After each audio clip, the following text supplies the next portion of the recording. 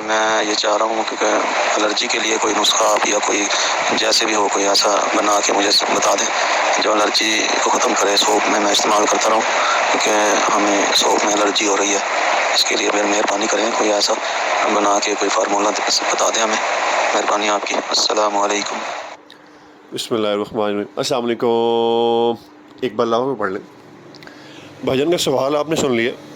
Allergy के मुतालिक है। पहले ना हम ये डायग्नोस कर रहे थे कि एलर्जी होती ही क्यों है। ये जो एलर्जी वाली बात है ना जी, मतलब जो हमारी कोई कह लें कि कोई 95% आवाम जो बेचारी है, मतलब उसे कोई एलर्जी नहीं होती। उसे सिर्फ 3 चीज़ें चाहिए। एक, उसे ये चाहिए कि जो आप सोप इस्तेमाल करें उसकी झाग बने। दूसरा, उसमें किसी भी किस्म की कोई बैड स्मेल ना आए, खुशबू ही आ रही हो। और तीसरा, वो मुनासिब रेट के अंदर उसको मिल जाए। ये 3 जो पर्पज़ है ना, वो हमारी आम आवाम के बेचारों के हैं। अब हम आते हैं कि जी जो एलर्जी है, एलर्जी का पर्पज़ क्या है। जो एलर्जी का पर्पज़ है जी, वो जब आप और मैं फिलर इस्तेमाल करते हैं, और फिलर जो है वो टेल्कम नहीं इस्तेमाल करते, उसकी जगह पे हम सिलिकेट इस्तेमाल करते हैं। जो सिलिकेट है वो अगर किसी हल्की कंपनी का होगा तो उसके अंदर उसकी कास्टिक जो है ना वो एक्स्ट्रा रखते हैं वो लोग।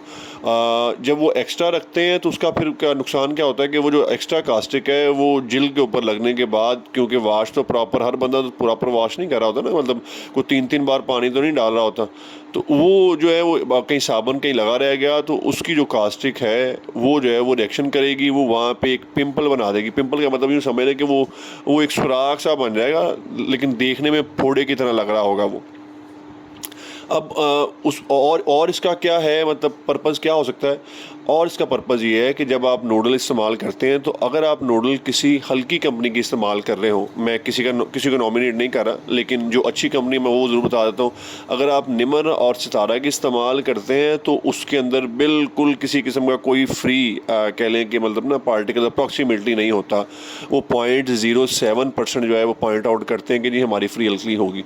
तो इट मीन्स उनकी नूडल्स के अंदर किसी भी किस्म की कोई भी एलर्जी नहीं होती। लेकिन जब जो बाकी जो हैं दोस्त बनाने वाले, उनमें बाज़ औक़ात, हर बार नहीं लेकिन बाज़ औक़ात बीच में जो है वो फ्री फैटी एसिड भी रह जाता है और फ्री जो है वो कास्टिक भी रह जाती है।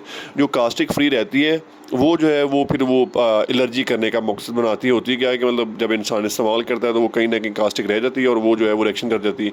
या अगर फ्री फैटी एसिड भी हो तो वो जो है वो साबुन के अंदर रहता है, पानी के साथ रिएक्शन करके वो इंसिडिटी क्रिएट करता है और बैक्टीरिया बन जाते हैं। वो जो बैक्टीरिया है वो जो है उनमें से कोई किसी भी कह लें कि मतलब ऐसा इंसान के जो बहुत ज़्यादा बेचारा सेंसिटिव है उसकी जल्द को जाके वो एलर्जी कर सकते हैं। अब हम आते हैं इस बात पे, ये तो बहुत बड़ा लेक्चर हो गया जी कि बनती क्यों है, होती क्यों है। अब हम आते हैं कि इसका हल क्या है। इसका एक जो बेहतर हल है वो ये है कि अगर किसी को ऐसा कोई प्रॉब्लम आए तो वो जो हल्की नूडल जो जिस भी कंपनी की वो इस्तेमाल कर रहा है उसको रिप्लेस कर ले किसी और अच्छी कंपनी की नूडल के साथ। सितारा और निमर अगर कर ले तो फिर तो क्या बात है, फिर तो इंशाल्लाह ये जो मैटर है ये बिल्कुल सॉल्व हो जाएगा। दूसरा, जो सिलिकेट इस्तेमाल कर रहे हैं वो सिलिकेट अगर जो है उसको रिप्लेस कर लें कैप्टन केमिकल के साथ, एंजाइम वाले के साथ, वो बना ही सोप के लिए, वो बिल्कुल कह लें कि फ्री ऑफ कास्टिक होता है, तो वो जो है वो बिल्कुल प्रॉब्लम इंशाल्लाह अल्लाह ने चाहा तो नहीं करेगा। और तीसरा हल क्या है कि अगर जो आपके पास जो है अगर अवेलेबल ना हो रहा हो ये जो है कैप्टन केमिकल का सिलिकेट, तो फिर आप टेल्कम इस्तेमाल कर लें। वो नॉन रिएक्टिव पत्थर है, उससे मतलब ना किसी भी किस्म का कोई भी रिएक्शन वो नहीं करता। तो बाकी किसी भी दोस्त को कोई भी मशीनरी चाहिए हो, किसी को कोई मसला हो, वो रब्ता कर सकते हैं। अस्सलामु अलैकुम वरहमतुल्लाह।